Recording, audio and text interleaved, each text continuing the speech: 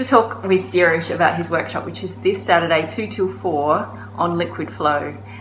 So tell us about liquid flow. Well, you've heard of Vinyasa Flow, and liquid flow is a contemporary, more creative way of practicing Vinyasa Flow. And we work with the elements, and we do a lot of more fluid movements, which are inspired and taken from Tai Chi and some Qigong.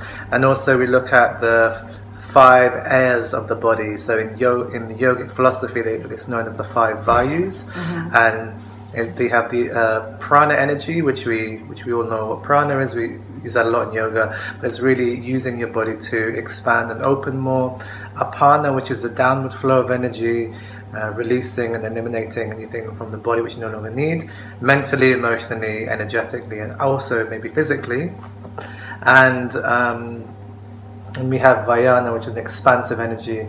But I'll talk more about it in the workshop and how we can use that to elevate our practice, but also get more into a present state when we're practicing yoga. And liquid yoga, we also work with the elements. So since it's liquid, we work a lot with the water movement, so again it's quite fluid, and working with the energy system of the meridians, which probably people are familiar with in yin yoga. So there's that, and there's also a breakdown of some of the poses and how to energetically get into the poses. We all know how to physically get into them, but how can they energetically support us with an eye and an experience of that also.